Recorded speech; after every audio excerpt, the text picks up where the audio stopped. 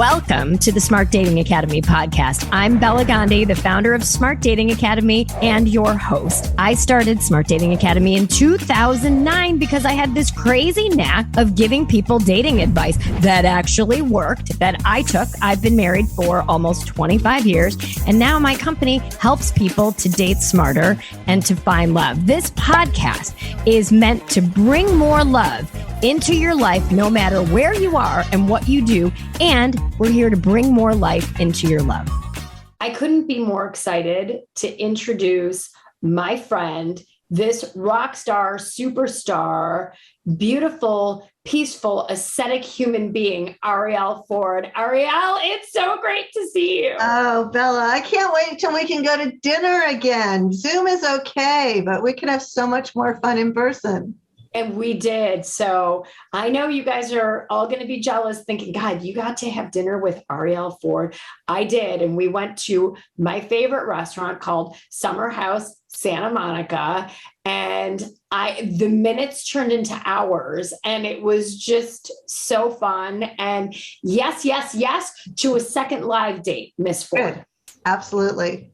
Okay. I don't need to give you an introduction because everybody knows who you are. Arielle is an amazing best-selling author, speaker, relationship expert. I consider her a mentor, a friend, someone who's been so generous and good. And today we want to be generous and just talk all about love, you guys. We're going to talk about finding love, keeping love. So let's just hop into this. Arielle, tell me, and I know this is a big question, it's a giant question.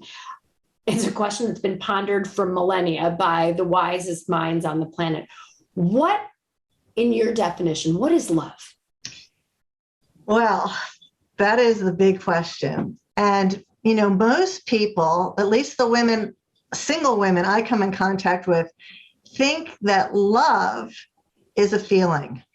I think love is that being swept away feeling of being in love.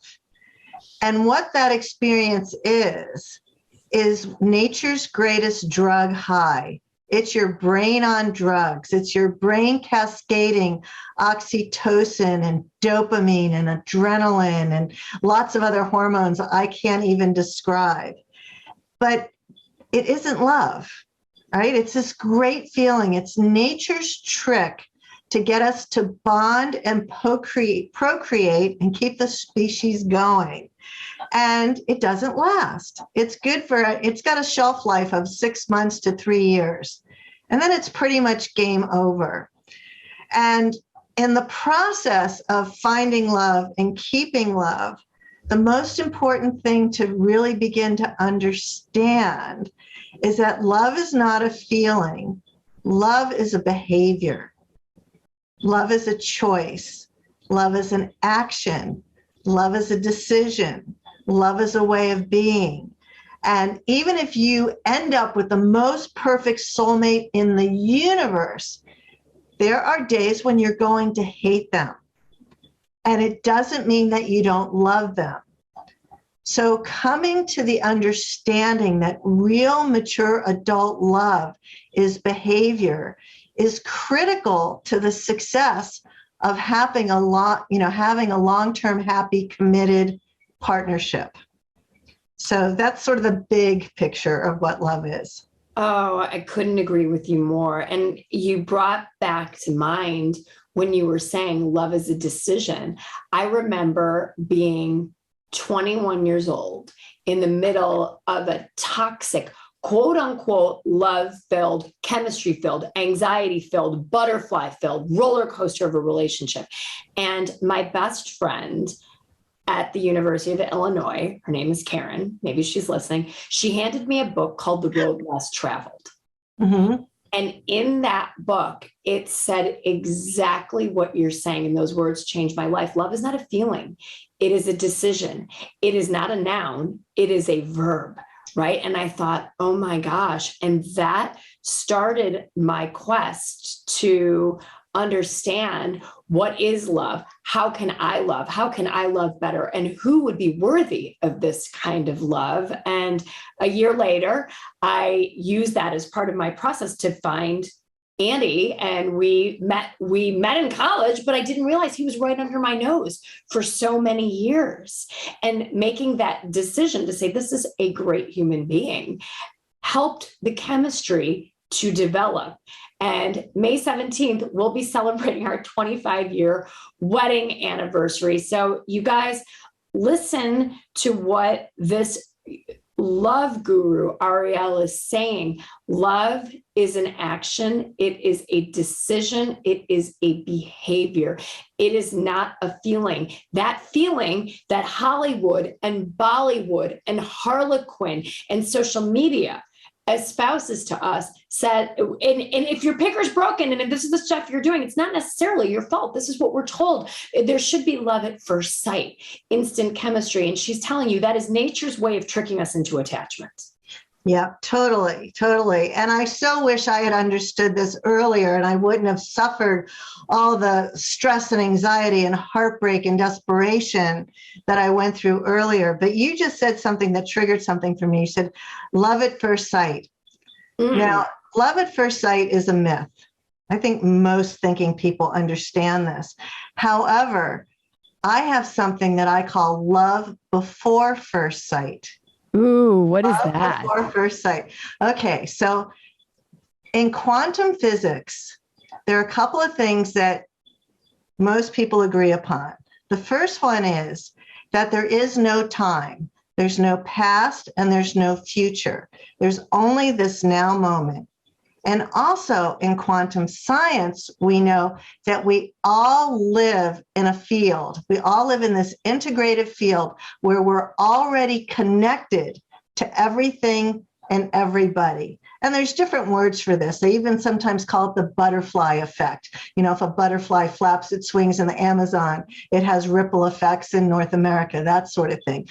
So with love before first sight, I invented for myself a thing that I call the golden cord feelingization. And it's something I give away for free on my website. And what this is, it's a closed-eyed process where I take you from your head to your heart. And we go deep into our heart and we focus on feelings of love and appreciation and gratitude. And we get into the scientific state known as heart coherence. And when we're in heart coherence, our electromagnetic field, which is measurable, is actually going out 25 feet beyond our body. So what I ask you to do in this golden cord feelingization is we drop into our heart, we go into a state of heart coherence, and then using our imagination, we see a golden cord of loving light coming from our heart, going into the field and into the heart of our beloved. Now, we don't know his or her name. We don't know how or when or where we're going to meet them in the 3D world. But on this unseen plane, in the field, we connect with our golden cord into their heart, and we begin a conversation with them. In our mind, we begin this conversation. I'm open, willing, and available for you to find me, for us to find each other. And we start the relationship. We have love before first sight. And it's a daily practice. It only takes 8 minutes. But you start by talking to them so that when you do finally meet in the real world, there's already a connection established. Golden cord realization. Is that it? Feelingization. It's just a play on the word visualization, because we all know how to visualize, but manifestation happens in the heart, not the head. So on my website, it's soulmatesecret.com. There's a tab called free stuff. Just go to free stuff and hunt around and you'll find the golden cord feelingization. It's there, it's free. And you don't have to be in the state of wanting and waiting for love, because there is no deficit of love in the world. Although there's lots of women running around going, I got no love. I got no love. You know, I got proof. I got no love. I got no dates. And it's not true. We all have more than enough love already. And one of the fastest ways to really know that as your truth is to have another daily practice that I call the love gratitude practice, where you spend a few moments with your eyes closed, and then you see in your mind's eye all the people that you already know love you. Your parents, your siblings, your neighbors, your coworkers, your cats, your dogs. And you just give a little miniature prayer of gratitude. Mom loves me, dad loves me, sister loves me, best friend loves me. And you fill yourself up with all this love that you already have. And then you're not running around like a lunatic with a love deficit thing going on, because you've now filled yourself up with all the abundance of love you already have. I love that so much. And that gets back to this: love is not a feeling. When we say I have a deficit of love, I don't have anxiety. I don't have butterflies. I'm not feeling the power of lust at this moment. We have all of the love that we need, and we love ourselves. That's amazing.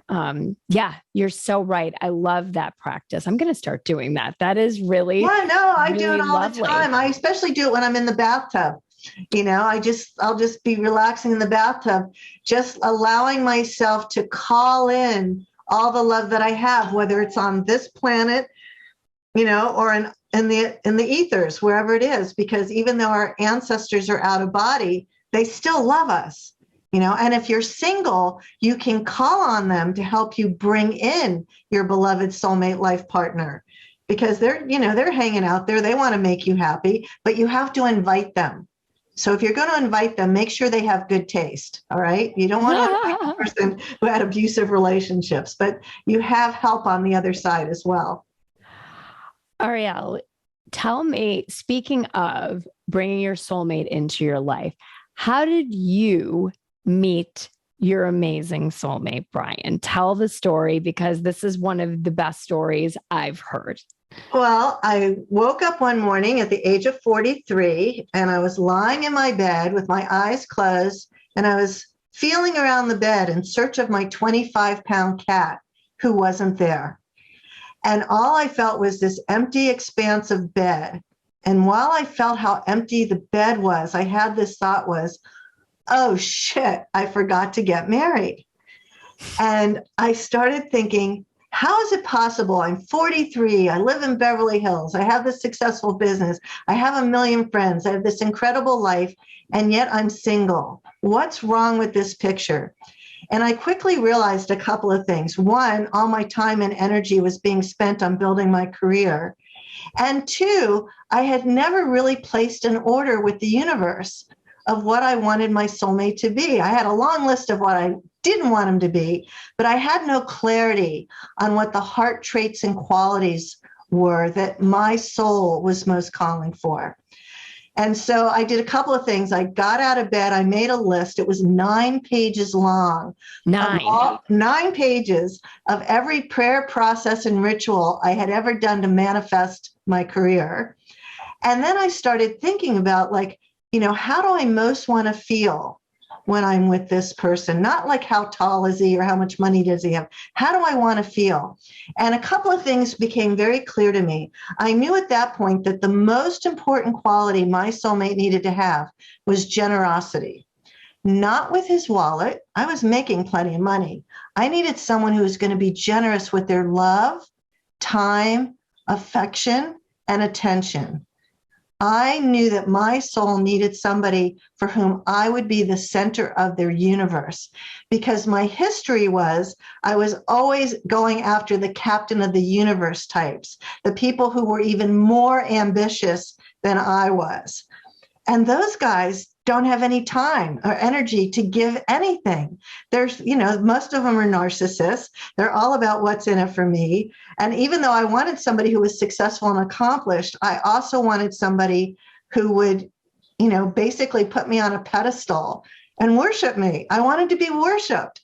So that was an important thing to have. And then I made a soulmate wish list, which was a ridiculous 48 items long. I got 46 of the 48, but it's still too long. It was still too long. And then I just started doing this practice, the love before first sight. I decided that he wasn't missing. I knew that my desire to be partnered came out of some knowingness that I was meant to be partnered. It was just a matter of becoming visible and connected to my partner. He was not missing. but I was missing from the picture. I needed to show up and call him in. So every single day at sunset, I had a love altar. I would sit in front of my love altar. I would put on these chants, these nuns doing these interesting chants that I like listening to. And then I would use my imagination and I would talk to my soulmate, and I didn't know his name. And then sometime later, I couldn't tell you exactly how long it took because I wasn't planning on writing a book about it back then, but I'm guessing somewhere 9 months to a year, through a series of crazy synchronicities, I ended up at a business meeting and there was Brian. And the moment I saw him, I had this sort of knowingness that my life was about to change. The moment he saw me, he freaked out because he had seen my face in his dreams for weeks leading up to our meeting. And so that's the really, really short version of how we met. But just to add one more thing to it, we got engaged 3 weeks after we met, but we didn't get married for another year because I'm a student of Dr. Pat Allen, who always drilled it into us that you have to know somebody for a full year before you commit your life to them. So we were engaged quickly. And then a year later, we ended up having 3 weddings, and our 24th anniversary is next month. Oh my gosh. We're in a similar trajectory. I love that. 24 and 25. What a beautiful story. And he had seen your face in his dream. So you were both doing, and maybe you didn't call it this then, but your golden cord, feeling. Yeah, I didn't call it that for a long time. I believe that we had that recognition because we'd already been in a relationship on the other planes for a long time. There was already that connection there. Wow. And if any of you if you have not seen Arielle's husband, he's quite a lovely human being. I have yet to meet him, but he certainly is very hunky in all of his photos. Yeah. Yes, he is. Well, he's really interesting because I call him my heart chakra on legs, because it's his belief that his purpose on earth is to make sure that everybody who comes in contact with him has the experience of being loved. So, somebody asked me one day, who's your guru?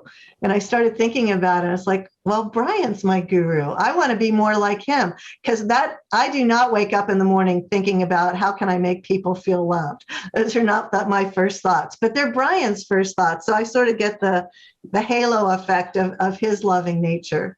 Well, tell us what's on your coffee mug. So my coffee mug says on the back, I'm mostly peace, love, and light, and a little go fuck yourself. Okay. Bam. Which is a good description of me, Mic drop right there. Mic drop. So let me ask you this. Do you think, how many soulmates do you think we can have in a lifetime? I think the number's totally unlimited. Yeah. But that also comes from what my definition is. I believe a soulmate is first and foremost somebody you can completely be yourself with, somebody with whom you share unconditional love. And when you look into their eyes, you have the experience of being home. So the truth is, we already have dozens, hundreds, or thousands of soulmates. And, we get to choose a romantic soulmate to be our life partner. And there is more than just one of those possibilities. This whole Meshuggah thing, we each only get one big love in a lifetime, is just a big fat lie. It is not true. There's no shortage of love at all. What there is a shortage of, though, is women choosing a life partner based on their feelings. Okay, that Beatles song, All You Need Is Love. Not true. Not true. Love is an important piece of it, but in order to have a happy, sustainable, long-term, committed partnership, you need to be married to your best friend. You need to have compatibility and connection and good communication. And most importantly, you have to have a shared vision for the future. You have to be in agreement on a bunch of stuff, because as I said earlier, there'll be days when those loving feelings are not there, and they'll be replaced with some really ugly negative feelings, and you have to choose to love them anyway. Or as Dr. Laura once said, oh my God, Dr. Laura and I are like so far apart politically, but I love listening to her. And one day she was giving this caller so much grief. And the woman was complaining about something her husband was doing. And Dr. Laura says to her, I want you to imagine that you're in a court of law. You're the defense attorney and your husband is the defendant. And you now have to convince the judge and the jury of their innocence and explain their behavior. Go. And I thought, how brilliant is that? Imagine if you were going to be your partner's defense attorney and you had to get in there and really understand, why they're acting out the way they are, why they're behaving. And of course, their history. You can probably figure it out. You inadvertently press some button and now, their hair's on fire. Be their defense attorney, be their best friend, and choose someone, for God's sakes, choose someone who's going to take a bullet for you and be your best friend. 100%. It's funny, this gets back to, I always say, choose an elevator person, right? And this, I know we've talked about this on the show before, and this comes off of my October TED Talk about how we, especially women in the case study I talked about, and I made a joke, and it wasn't even a joke. I opened up the TED Talk. I said, I've worked with thousands of people to help them find love. And what do you think the number one thing that every woman says to me when I say, tell me about your dream guy? What is he? And the answer ubiquitously is tall. He's taller than me. Ideally, he's over 6 feet. If you could see Arielle right now, her head is in her hands, right? And here's the thing. Ladies, gentlemen, if you're listening to this, understand if you've been doing this stuff and you're what I call your picker, if your relationship picker is broken, it's kind of not your fault, right? Because we're dating from our caveman brains. We're looking for someone who's, the big burly caveman that can protect the village from marauders and hunt down the buffalo and bring the big buffalo home. And so when you look at, and for men, it's the same way. For men that are looking for women, I want someone younger than me who's hourglass shape. Why? Because until the year 1900, we were living until we were 30 years old. So if you were younger than me, kind of nubile looking, had good hips, I was caveman. Bela was kind of like, you look like you could probably deliver 8 kids. 6 of them are probably going to die, but let's have a go at this, right? Even before we had language. So when people tell me, well, I can't choose who I'm attracted to. Yes, you can. Yes, you can. Yes, you can. There's a reason why the divorce rate in India is only 10%, right? Arranged marriage is still a thing. There's something to be said for having the parents be able to select somebody that has the same background and culture and values, and then the chemistry grows, right? But if you're choosing based on the butterflies, you're screwed. You're totally screwed. I can't tell you how many people who have great sex every night get divorced, right? Great sex is no indicator of a long-term relationship, right? But knowing that somebody shares your values, is going to be there to hold your hand on the good times and the bad times, who actually wants to be your cheerleader. There's scientific proof now that the people who live the longest, happiest lives are married to their best friends. 100%. Harvard did a 75-year study on this. It wasn't the richest men that lived the longest. It wasn't, the most athletic. It wasn't the tallest. It was the ones with the best relationships. Yeah. Did you know, Bela, that single and divorced men die 7 years earlier than married men? Amazing. Yeah, probably, hopefully happily married men, badly married men. But even the badly married men still have somebody looking out for them. They still have companionship. Yeah, you're right. And about the arranged marriage thing, I don't think I've ever shared this before on this show. My parents met on a Sunday, April 20th. They were engaged Thursday, April 24th, and they were married 72 hours later. Pat Allen would not have any of this. They were married 72 hours later, and they'll be married 53 years. Has it been easy? Hell no. They got married. They emigrated. They didn't know each other. They're now U.S. citizens. But in India, what they say, it's commitment first, then love. Yes.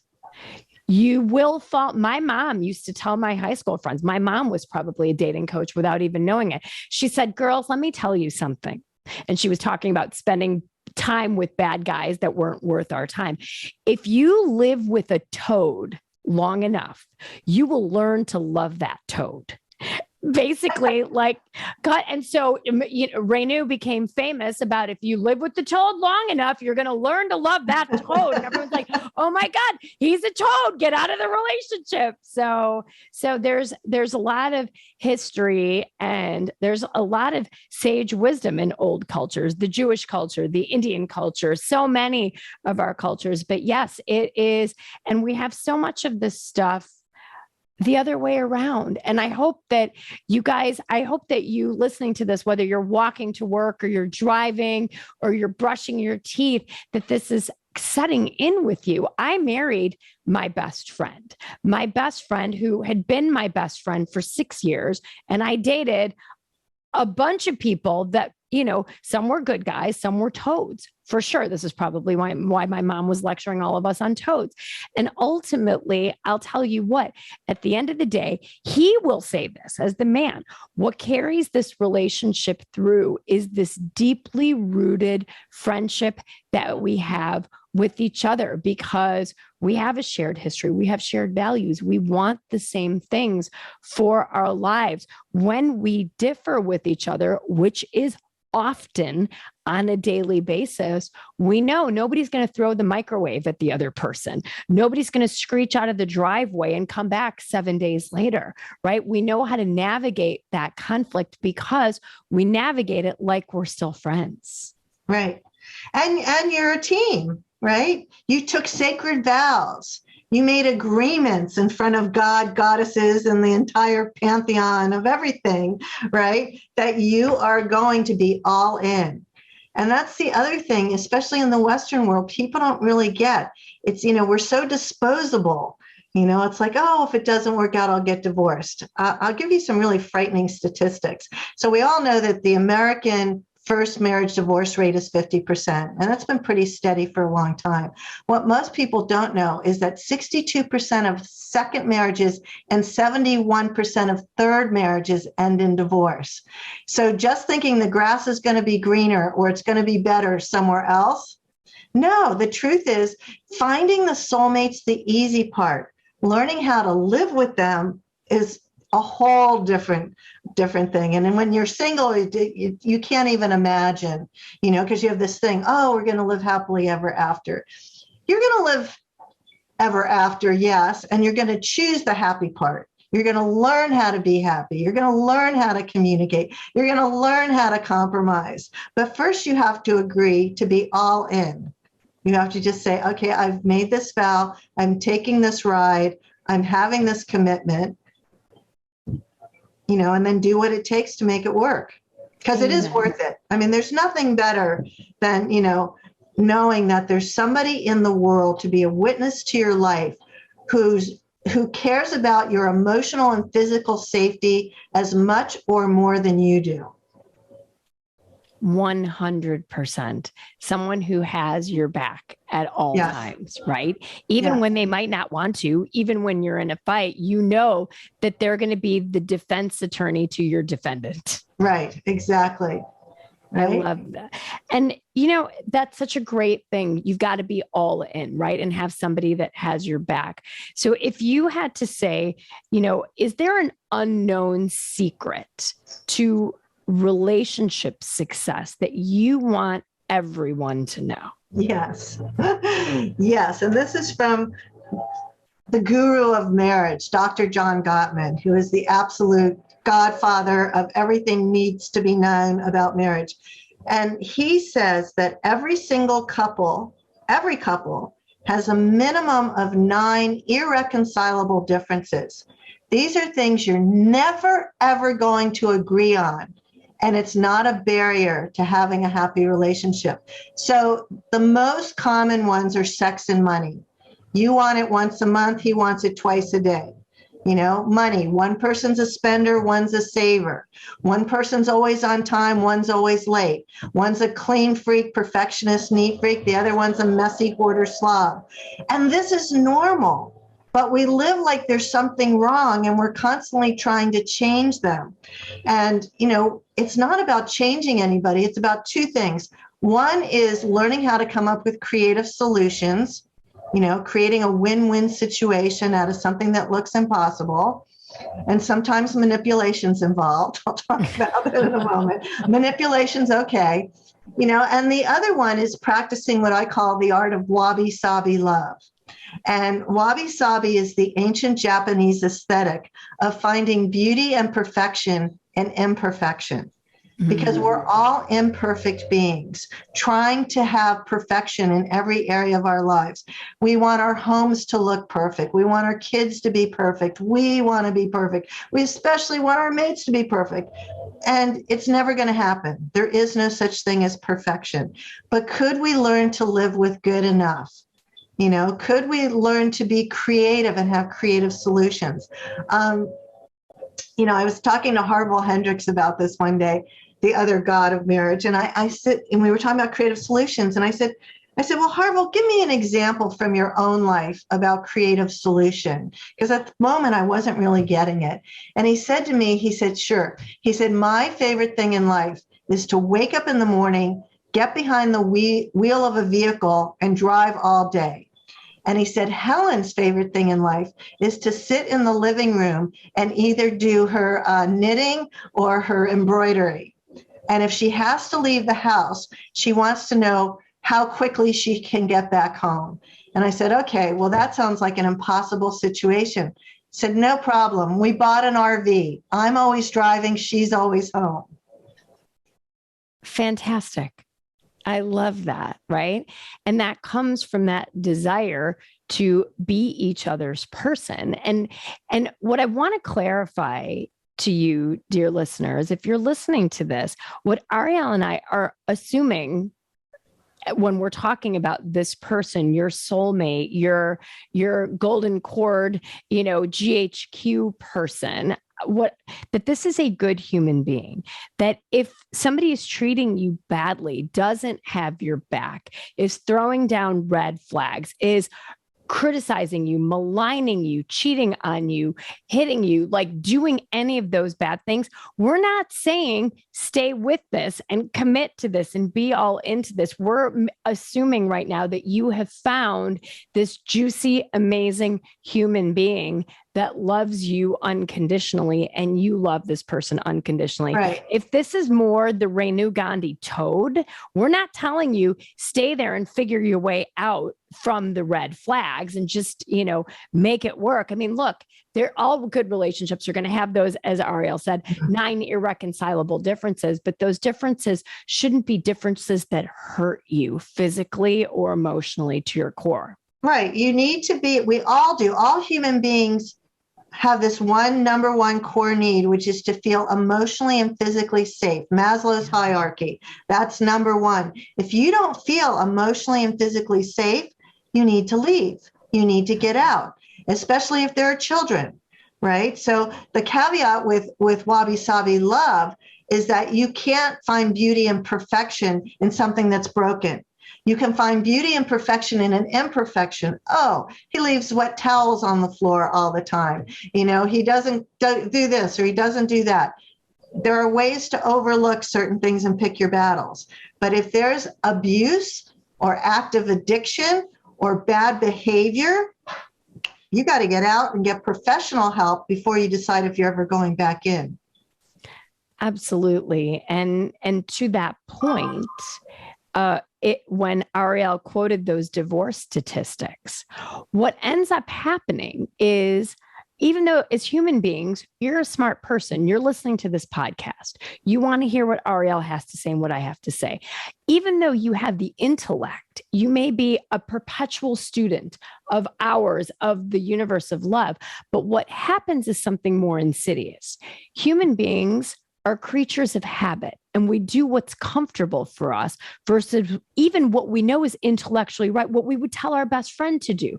We can tend to have what we call regression to the mean, right? You go back to what you've done on average. And if you have a history of choosing people that are bad for you, that are red flaggy, that are abusive in some way, shape, or form, put some guardrails around you and get help, because we don't want you to end up in that 62% second divorce rate, or 73 or 74 or 70, 100% third divorce rate. You need to get some help and support around this. The beauty is sometimes for so many of us, it can take a village to find love, and just exhale and say, it's okay if I need help with this, because I'll tell you what, I grew up with this poster in my house. And I know you guys have heard this before on this show, that my chemical engineering dad put up on the wall. And it's the 21 Rules for Success by H. Jackson Brown Jr.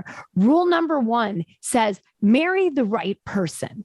This one decision will determine 90% of your happiness or 90% of your misery. It takes a village sometimes to find this person. If you didn't have good, active role models for you, mom and dad that role modeled in a lovely way what a healthy, happy relationship looked like. Hell, how many of us had that? Most of us did not. How many of us dated the right people right away, right out of the womb when we were in high school or college? Not many of us. Some of us lucked into it. Some of us did a lot of work. It's okay to seek help around this. That is why people like us exist.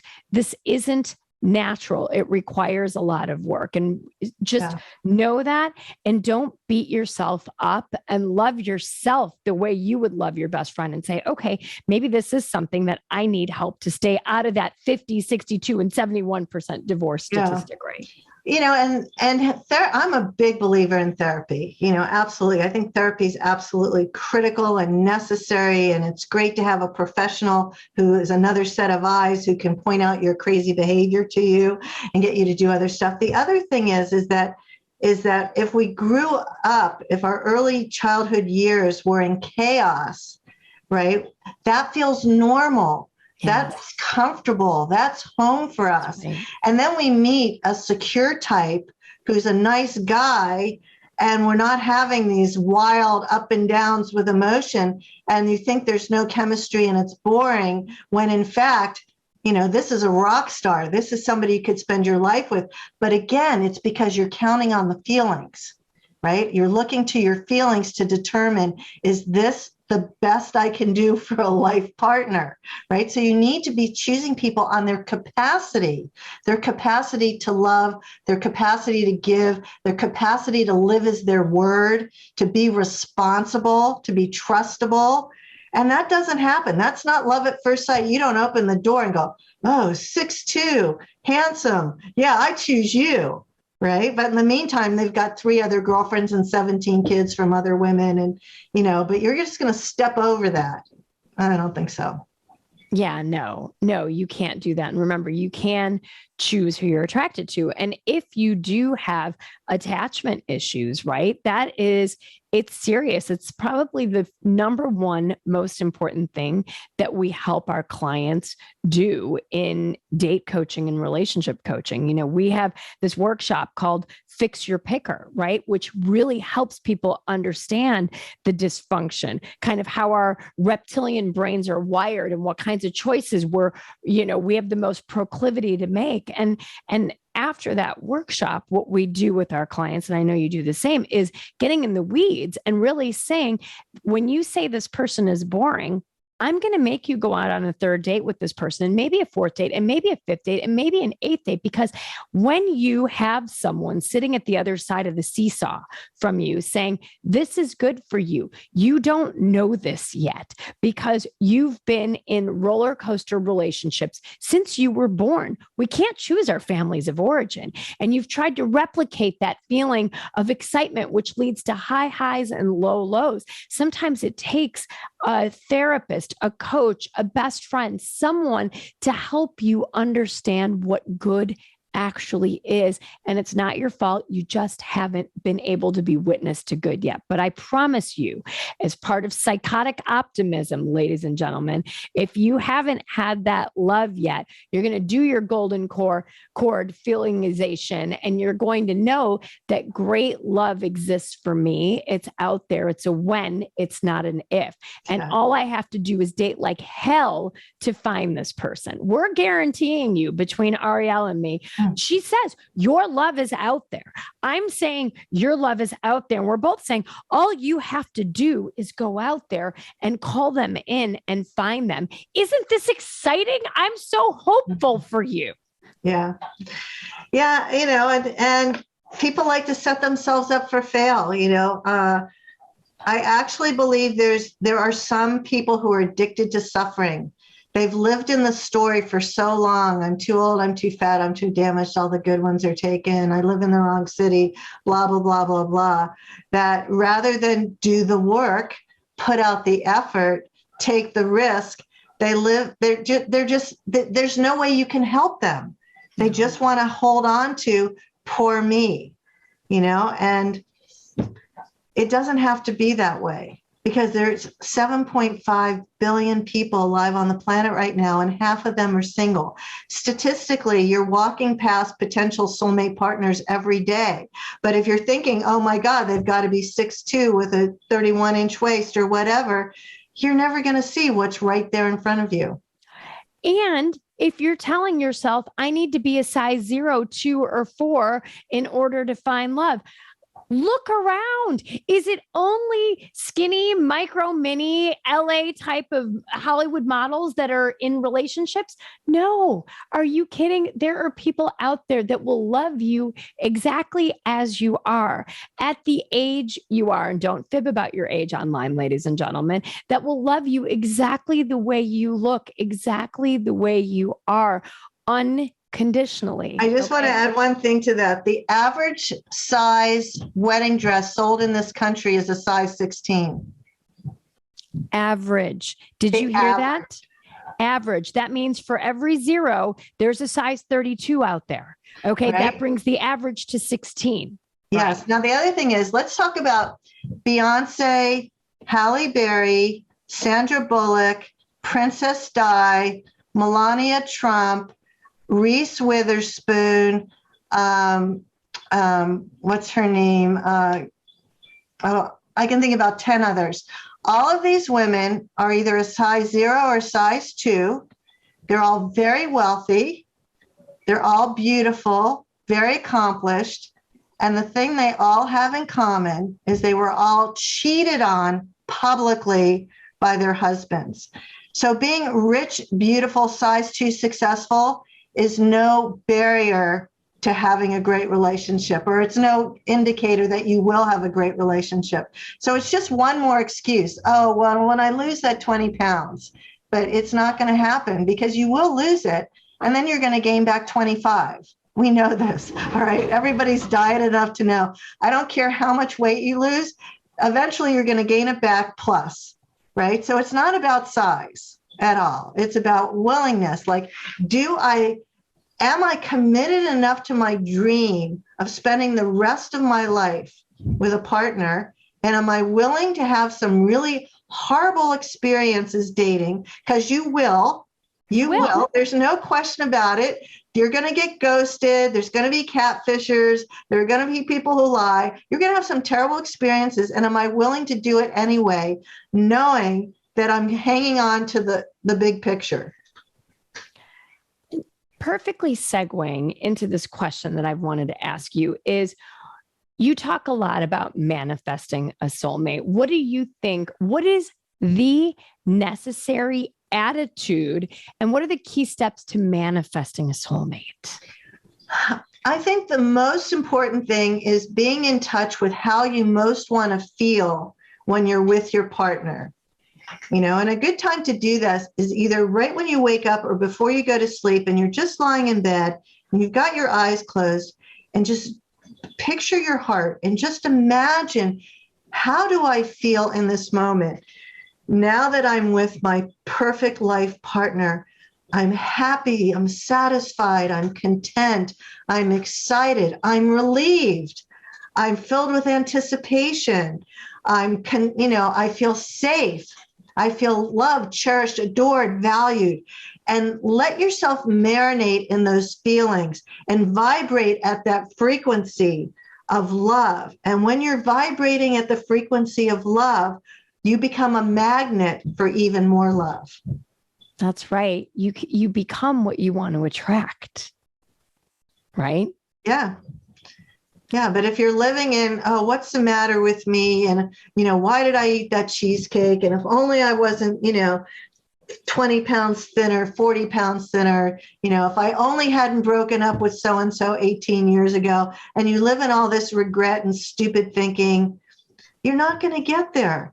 And the other place to really be clear about is having a list of your must-haves and your deal breakers. You have to really know those, like I had some crazy must-haves on my list. One of mine was must be able to walk unassisted. Okay. And the reason for that is I like to walk every single day. And in my imaginary world, I was taking long walks every day with my soulmate. Now, of course, I didn't look far enough into the future to the point where he had arthritis and couldn't walk as much as he used to, but that's what happens when people get older. But, and I had another one, must have English as a first language. Now, I grew up in South Florida where the official language is Spanglish. And words are really important to me. And when you're with somebody for me, that doesn't have English as a first language, there are different meanings to words, and communication becomes even more difficult. So I wanted somebody who could walk, who had English as a first language. And the best thing I got that I asked for was I wanted somebody who had a great mother with whom he had a great relationship, because I had heard the mother-in-law stories, and I wanted somebody who loved and respected women and had a great mother. And my mother-in-law was like the Buddha of love. I totally won in that department. And that's why she gave birth to the heart chakra on left. Right. He learned at the foot of the Buddha of how to be a loving being. So yeah. So you've got to know what you're calling in. You also got to know what you won't tolerate. Like for me, I wanted somebody who was leading a healthy lifestyle, which meant, no drugs, no smoking, exercise daily. I don't care what kind of exercise he did. Some people are more specific about that. Like I had a friend on her must-have list, must be a triathlete. And you know what? She only had 3 things on her list. Must be a Christian and love God, must want children right away, must be a triathlete. They met on Tinder, and on the first date started planning their wedding. And I went to the wedding. They've now been happily married for 7 years with 2 kids. Isn't that amazing? Right. And if that is really your must have, a triathlete, right? If someone came to me and said, okay, I'd really like a triathlete, I'd say, well, is it really like, do you have to? And if they said, it's a deal breaker, well, good. That actually narrows the playing field. Makes it easier. A lot, right? And suddenly, if you value someone who has done triathlons, most likely a triathlete is going to be more attracted to a fellow triathlete. So, and who else? Yeah, right. Who else would understand the training involved, right? Most people aren't going to put up with someone who has to train that much. I also had on my must-have list, must love cats, because I've always had cats, always choose plenty, but cats are important. And I had once dated a guy who was allergic to cats. And we only went out once because I opened the front door and he started sneezing, and then he started coughing, and then he started choking. And I just looked at him and he looked at me and we said, cats. He said, cats. And so we're now friends on Facebook, but I haven't seen him in 20 something years. And for you, reaching over for your 25-pound cat who wasn't in your bed made you, the next domino was, I want to be married. I want a man to be here. And then look at the whole trajectory you went down. So gotta love cats. Yeah. Cute little critters. You said something earlier, and I wanted to come back to this. And I know this is so in line with everything we've talked about, but I really want to bring it home for people that are listening. Why living as if will get you to love faster? Okay, so when you're living as if, your behavior matches your belief. So if your belief is, I'm lovable, I'm deserving of love, my soulmate life partner is out there, we're going to meet soon in the real world, then the living as if would look like every time you walked into a card shop, you'd be buying them birthday cards, anniversary cards, Valentine's Day cards, I love you just because cards.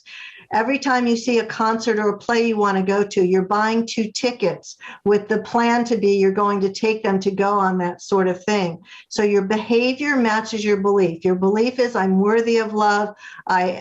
On the other side, my soulmate and I together, soon we'll be together in the 3D world.